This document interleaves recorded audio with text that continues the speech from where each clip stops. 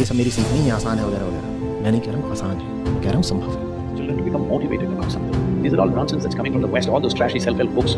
Motivate yourself. Build confidence. Believe in yourself. तो उसी तरह हमारी चेतना भी होती है कि जो मोटिवेशन होता है वो भी बदलाव की बात करता है। शायद आपने दंगल मूवी देखी होगी, जैसे कि मोटिवेशन जो है ये टोटली मंजिल की बात करता है। आप इतना दुखी क्यों? नरेंद्र मोदी तो दूसरे ज्यादा दुखी था, ठीक है। इस सफर खूबसूरत है, मंजिल से अल्लाह फिर आ गए, हर बात काम हो बीता बात आवश्यक है कहीं नहीं है टैलेंट है। थॉमस अल्वा एडिसन है, मतलब मुझे संभव वाली चीजें थी। जब प्रेम से हम भरे होते हैं तो कोई होना कोई जरूरत नहीं, कोई किसी का किसी वहां पहुंच गया तो इसको थॉमस अल्वा एडिसन एक बार बना के किसी पहुंचा तो मैं भी पहुंचा। आप सभी को मेरा प्रेम भरा नमस्कार। आज मोटिवेशनल गुरु और स्पिरिचुअल गुरु में क्या अंतर होता है, क्या इनकी फिलोसॉफी अंडरस्टैंडिंग होती है और ये इंसान को कहाँ ले जाना चाहते हैं या फिर वो कैसे इंसान में अपना इन्फ्लुएंस डालते हैं, इस चीज़ पे बात करने की कोशिश करेंगे।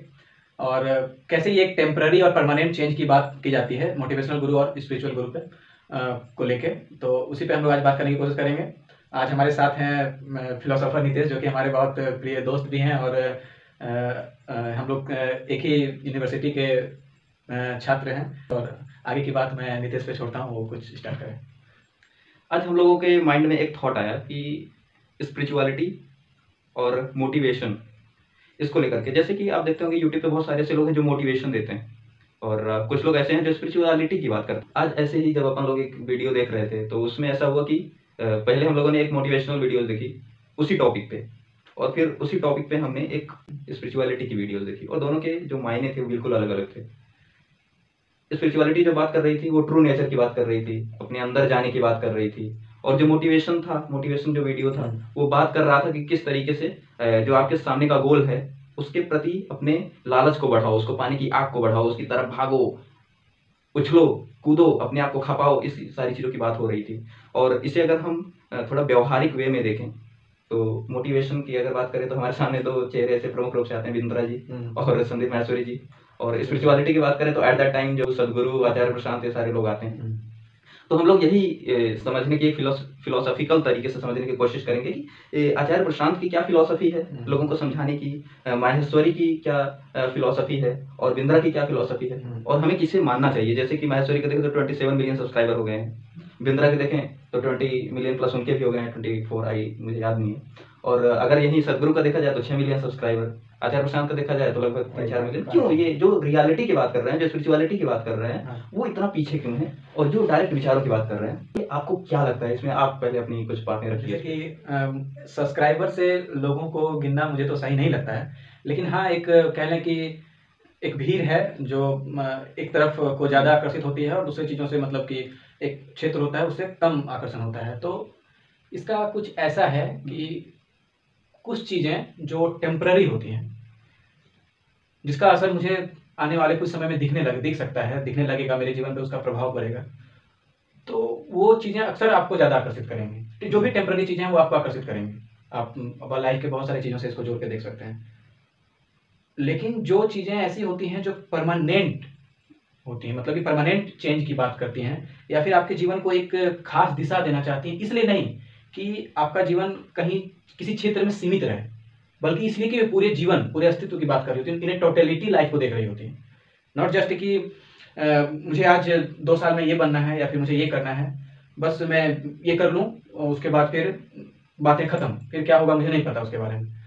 लेकिन जो स्पिरिचुअलिटी होती है, स्पिरिचुअलिटी का मतलब है कि पूरी सब्जेक्टिव, अपने अंदर की बातें और अपने अंदर को जानना, अपने आप को जानना, और ये कहने की पूरा समग्र होता है, टोटलिटी में होता है। तो कहने की टोटलिटी में समझना, जैसे कि आप देखते होंगे कि लोगों की जो मानसिकता होती है, उनकी समझने की जो शक्ति होती है, वो अक्सर किस चीज़ से प्रभावित होते हैं, जो वो समाज में पढ़ रहे होते हैं, देख रहे होते हैं, जैसे उनकी शिक्षा होती है और जैसा कि समाज में एक माहौल होता है, उस हिसाब से वो सोचते हैं। जैसे कि मैं बात करूँ, एक सोसाइटी में एक बच्चा है, वो स्कूल जाता है, किताबें पढ़ता है, फिर सोसाइटी में और चीज़ों को देखता है, फिर उसके अंदर कुछ और चीज़ें आती हैं कि मुझे क्या क्या, सोसाइटी को देख के वो समझता है कि कैसे लोग हैं वहाँ पे, तो उसमें वो पाता है कि अच्छा ये चीज़ सोसाइटी में ज़्यादा इसकी वैल्यू है या फिर इसकी कम वैल्यू है, या फिर आकलन करता है वो, और फिर उसी हिसाब से उस चीज़ों के पीछे वो भागता है, जो कि एक सीमित है, उसका अपना एक दायरा है।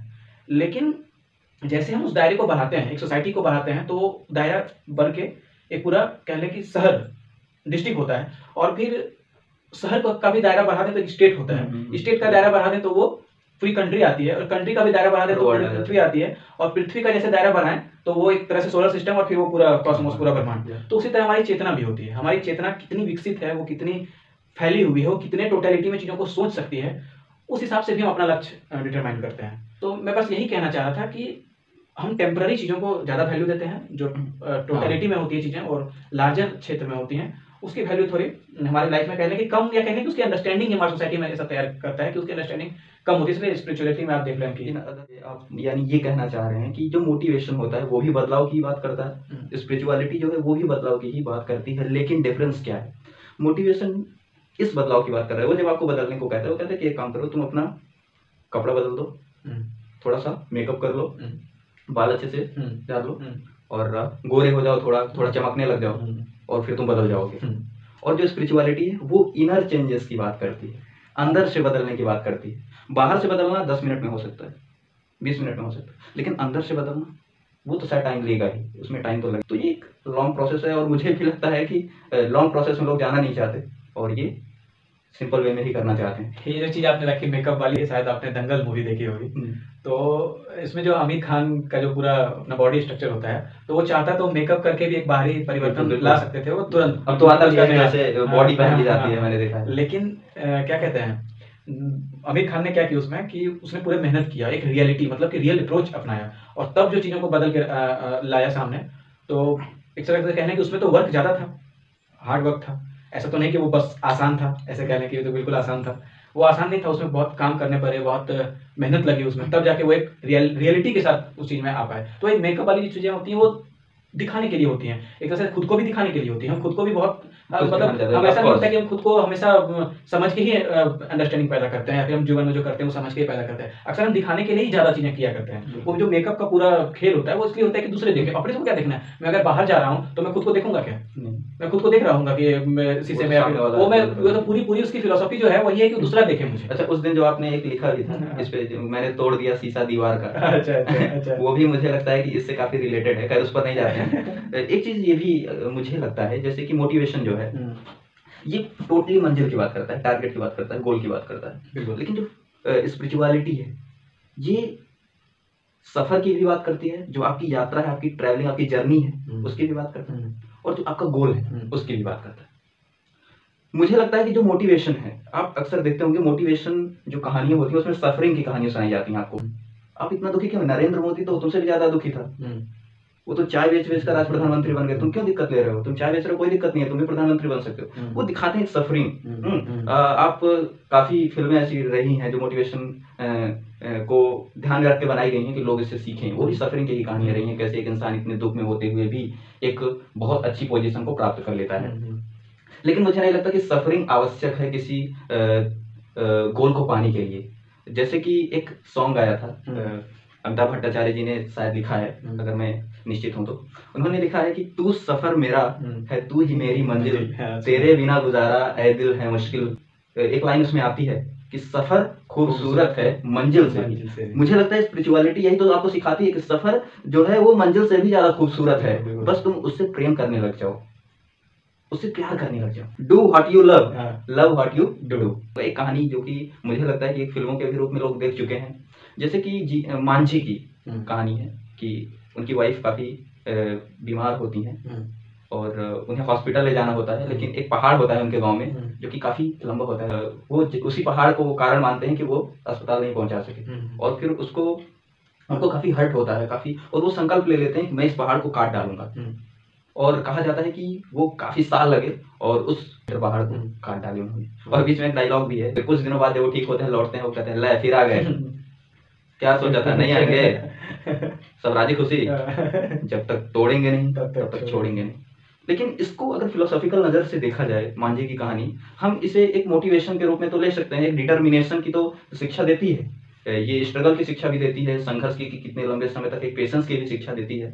लेकिन यह काम एक कह लें कि एक प्रतिशोध की ज्वाला थी उनके अंदर, जिसने उनको इस पहाड़ को काटने के लिए इतने लंबे समय तक प्रेरित किया।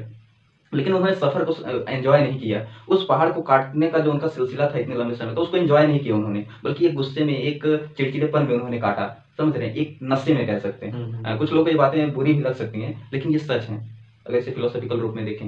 लेकिन स्पिरिचुअलिटी जो बात कर रही है वो सफर को प्रेम की बात कर रही है, और मैं चाहूंगा कि उसको आप बताएं थोड़ा सा। देखिए, मैं आपकी बातें सुन रहा था, उसमें 2-3 चीज़ें थी जिसमें कि मैं बोलना चाहूँगा कि स्पिरिचुअलिटी की जो आप बात कर रहे थे कि इस सफ़र को खूबसूरत बनाने की बात है। हाँ, अगर आप खुद को जलाने के लिए तैयार हैं, खुद को बदलने के लिए तैयार हैं, खुद को मिटाने के लिए तैयार हैं, तब ये सफ़र बहुत खूबसूरत हो सकता है।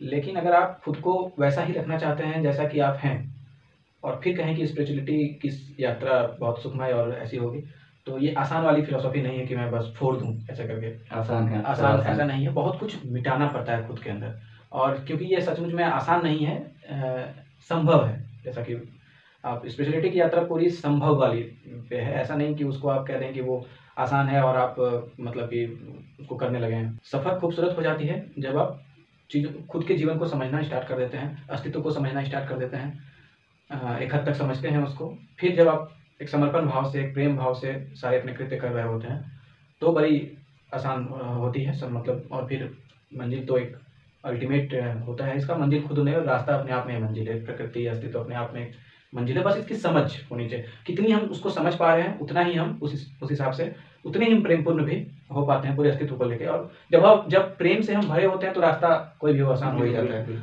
अगर प्रेम अथाह है तो कोई इंसान अगर प्रेम में है, किसी काम को प्रेम के वास्ते कर रहा है, तब तो वो सफ़र। और इसी चीज़ को लेके शायद ये कहानी थी कि कहानी कुछ ऐसी थी कि कुछ लोग थे जो पत्थर तोड़ने का काम कर रहे थे, पत्थर तोड़ रहे थे, और शायद बगल कुछ बन रहा था, जो आगे कहानी में खुलेगी क्या बात है। तो उसमें से एक इंसान गया, उसमें देखा कि वो 3 लोगों पे उसकी नज़र क्या है, तो तीनों के भाव अलग अलग थे, लेकिन तीनों काम तो एक ही कर रहे थे। तो उसके दिमाग में एक क्यूरियोसिटी जगी कि तीनों काम एक कर रहे हैं, और फिर तीनों के मन में मतलब भाव इनके चेहरे से कुछ अलग नजर आया, तो उसकी क्यूरियोसिटी जगी और उसने जाके पूछा। तो पहले बंदे से जब उसने पूछा कि ये तुम क्या कर रहे हो, दिखाई नहीं देता पत्थर फोड़ रहा हूँ, तो समझ में नहीं आ रहा, तो देख के भी कह रहे हो कि मैं क्या कर रहा हूँ, पत्थर फोड़ रहा हूँ। गुस्सा गया एकदम। हम झलझला के पत्थर फोड़ रहा हूँ। और तो क्यों फोड़ रहा हो? कहता है कि क्यों फोड़ रहा हूँ, पत्थर फोड़ूंगा, कुछ पैसे कमाऊंगा, जाऊंगा, खाऊंगा, पीऊंगा, घर परिवार ये सारी चीजें हैं करने के लिए फोड़ रहा हूँ मैं, बस चल निकलो, मेरे को अपना काम करने दो। दूसरे आदमी के पास जाता है, फिर कहता है कि ये तुम क्या कर रहे हो, गजब इंसान हो जी तुम, देख नहीं रहे हो कि मैं पत्थर फोड़ रहा हूँ? हाँ, देख नहीं रहे हो कि मैं पत्थर फोड़ रहा हूँ? तुम्हें समझ में नहीं आ रही है? वो एक गुस्सा के साथ, हाँ ड्यूटली, पत्थर फोड़ रहा हूँ, क्यों फोड़ रहे हो, देख नहीं रहे हो बगल में एक मकान बन रहा है, उसी के लिए बोल रहा हूँ। इतनी अंडरस्टैंडिंग नहीं, कहाँ से मूर्ख आ जाते, चलो निकलो, मेरे को अपना काम करने दो। कहता है ये भी ठीक था। फिर वो आगे जाता है और तीसरे इंसान से पूछता है क्या कर रहे हो। तो एक मुस्कान लिए चेहरे पे, एक प्रेम का भाव लिए, और वो कहता है कि देख नहीं रहे हैं आप, मैं पत्थर फोड़ रहा हूँ, मतलब प्रेम के साथ। तो फिर उससे पूछता है कि तुम क्यों फोड़ रहे हो? क्यों फोड़ रहा हूँ? परमात्मा का मंदिर बन रहा है, मैं उसमें सहभागी हूँ, मेरा सौभाग्य है कि मैं उस परमात्मा को, जिसने इस पूरे संसार को बनाया, मैं उसको एक मूर्त के फॉर्म में, जिसमें लोग अपनी कृतज्ञता और ये मतलब विश्वास और वो श्रद्धा जाहिर करेंगे, मुझे ये सौभाग्य मालूम हुआ कि जिस परमात्मा ने पूरे अस्तित्व को बनाया, उसको मैं मूर्त के रूप में बना सकता हूँ। तो ये मेरा सौभाग्य है, मैं उसको कर रहा हूँ। वो मतलब कि फिर वो आदमी जब सुना, उस चीज को देखा, तो मतलब वो अचंभित रहा ये सोच के कि वो तीनों लोग पत्थर फोड़ रहे थे, तीनों लोग पत्थर फोड़ रहे थे, एक ही काम कर रहे थे, मतलब।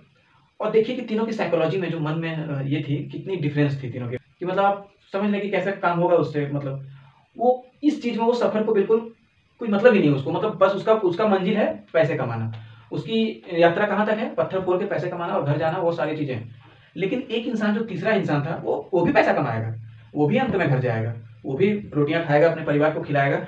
लेकिन वो देखिए सफर जो वो सुबह से शाम तक जो वहां पे वो व्यतीत किया, अपना समय दिया, उस समय को उसने कितने अच्छे तरीके से, मतलब प्रेम पूर्ण रह के, मतलब उसने जिया उस चीज को एक प्रेम के साथ। तो कह लो कि प्रेम जहाँ पे है, वहाँ सफर आसान हो जाता है। मतलब ऐसा क्यों होता है कि जो सीधे सीधे बात करता है, उसके साथ इतने लोग, जैसे कि मोटिवेशन की बात करता है, उसके साथ इतने लोग जुड़ गए, जो आर्टिफिशियल चेंजेस की बात करता है उसके साथ इतने लोग, और जो परमानेंट चेंजेस की बात करता है उसके साथ इतने कम लोग ही क्यों जुड़ पाते हैं?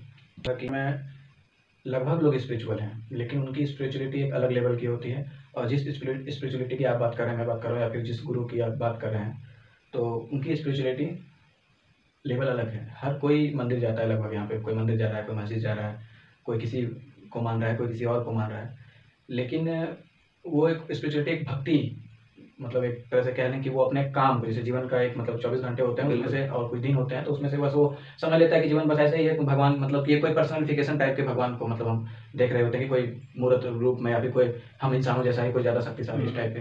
तो वो उस टाइप में समझ के अपने काम के साथ कि भगवान के पास जाओ, मंदिर में प्रणाम कर लो, 2-4 चीज़ें मांग लो और सब बाकी सब ठीक रहेगा। एक स्पिरिचुअलिटी ये होती है। एक स्पिरिचुअलिटी होती है जिसकी शंकर बात करते हैं, चाहे वो अद्वैत हो, ज्ञान मार्ग, चाहे वो विवेकानंद हो या फिर हमारे उपनिषद हो, चाहे वो ओशो हो, कृष्णमूर्ति हो, आचार्य प्रशांत हो या फिर कह लें कि सदगुरु हो। तो इस स्पिरिचुअलिटी में क्या है, ये ज्ञान का मार्ग है। इसमें आपको ज्ञान के साथ साथ चीज़ों आगे बढ़ना होता है। उपनिषद का जो मतलब है वो सारे श्लोक हैं, तो उसमें आपको एक समझ, एक इंटेलेक्चुअल अंडरस्टैंडिंग, बहुत सारी क्यूरियोसिटी। आज के इंसान ऐसे मतलब कि जिनकी भी ये भावना आती है स्पिरिचुअलिटी को लेके कि उसको, तो तब तक जब तक उसके तर्क शांत ना हो, जब तक कि जितने, क्योंकि जिस स्पिरिचुअलिटी की आप बात करते हैं उसमें बहुत अंधभक्ति, अंधविश्वास, सारी चीज़ें इस टाइप की चीज़ें भी हैं। तो अधिकतर लोग तो उसको कहते हैं कि मान लो, बस सोचना नहीं है, समझना नहीं है, आगे नहीं बढ़ना है, जानना नहीं है, जानना नहीं है, बस मानना है। तो उसको उस टाइप से करके वो मतलब क्या कहते हैं, उसको बस एक लाइफ का हिस्सा मान के उसको बस कर रहे होते हैं। लेकिन जिस स्पिरिचुअलिटी की आप बात करो तो बिल्कुल सब्जेक्टिव है ना, उसको जब तक आप समझे नहीं, जब तक उसको आप अपने पे उतारे नहीं, जिसको कह लें कि वो एक बदलाव जो मतलब कि उसके लिए एक मांग करता है ना, कि वो मांग करता है आपको तोड़ने का, आपके अहंकार को जलाने का, आपके मतलब कि कह लें कि पूरे मतलब व्यक्तित्व को बदलने का, जो आपको समाज ने देके रखा है अभी तक, वही वाली जो तो जैसे आप इस लेवल से ऊपर उठेंगे तो आपको वो सारी चीजें लेकिन हम इंसान क्या होते हैं, हम अपने कंफर्ट जोन में होते हैं ना। हम कोई भी चीज लेते हैं तो जो रियल स्पिरिचुअलिटी है वो साहस मांगती है, वो आपका पूरा जीवन एक तरह से कहने की वो भी कम है, एक जीवन भी कम है उसके लिए। इस हिसाब से वो समझ मांगती है, समर्पण मांगती है, साहस मांगती है।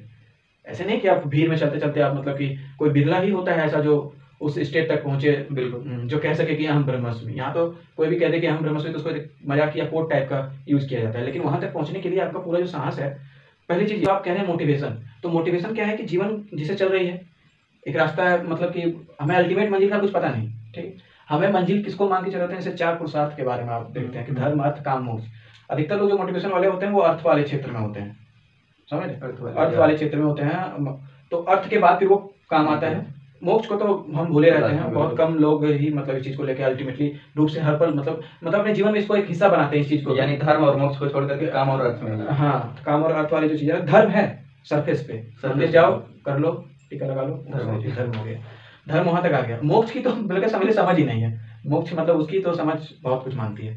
तो कह रहे कि हाँ अर्थ वाली चीज। तो अधिकतर लोग जो जीवन में फंस रहे होते हैं, तो जो पूरा माहौल है इसमें आपको मतलब कि सोसाइटी में आपको रिकॉग्निशन कैसे मिले, आप कैसे अपने आप को दिखाएं कि मैं क्या हूँ, मैं क्या नहीं हूँ, या फिर वो सारी चीजें जो पढ़ाई को लेकर हम खुद स्टूडेंट उस चीजों को समझ रहे हैं। तो उसके लिए तुरंत क्षणिक प्यास जगती है ना कि मैं फंस रहा हूँ, कल मेरा एग्जाम है, अभी मैं क्या करूँ, मैं पढ़ नहीं पा रहा हूँ, कल मेरा एग्जाम है, मैं अभी क्या करूँ, मैं पढ़ नहीं पा रहा। मोटिवेशन ये सब आसान है, सब आसान है, सब आसान है, ये इतनी बात करता है ना बस कि हाँ कल का एग्जाम आपको मतलब कि चलो ठीक है, उसके लिए आपको एक उत्तेजना जगा दी, चलो ठीक है पढ़ना स्टार्ट करो। तो उसके बाद फिर कह लें कि और भी जीवन की और भी चीजें होती हैं कि मेरे को ये जॉब पाना है, मैं इसके लिए क्या करूँ, फिर आप कर रहे होते हैं। लेकिन फिर क्या होता है, वो सारी चीजें आप क्या कर रहे हैं, पाना चाह रहे हैं ना, कुछ है जो आप मतलब पाना चाह रहे हैं, जो भले आपके स्वभाव में हो, आपके प्रेम से रिलेटेड हो नहीं हो, आप उससे प्रेम करते हो नहीं करते हो, वो काम, अगर आप किसी काम से प्रेम करते हो तो क्या मुझे आपसे पूछना होगा कि नितेश भाई मैं जा रहा हूँ, ये मुझे अगर अथाह प्रेम है तो प्रेम भी मुझे खींच लेगा उस चीज को लेकर। जब कोई अपनी प्रेमिका से मिलने जाता है तो सबको बताता है, थोड़ी शांति से निकल जाता है, रात में 1 बज रहे होते हैं फिर भी वो चला जाता है, उसमें तो कुछ नहीं पूछता है, तो डर भी खत्म हो जाता है, डर भी खत्म हो जाता है। तो जहाँ मतलब इसको तो एक तरह से आप चलिए सही है, क्योंकि वहाँ पे प्रेम होता है, प्यार मोहब्बत जो भी कह रहे हैं। तो कह मैं यही बात है कि जब तो हम थोड़ी ना पूछते हैं कि किसी से क्या है नहीं, तो जब हमारा मतलब मंजिल से हमें प्रेम हो जाएगा तो सफर खूबसूरत होगा ही होगा। लेकिन हाँ, ये मंजिल और ये प्रेम,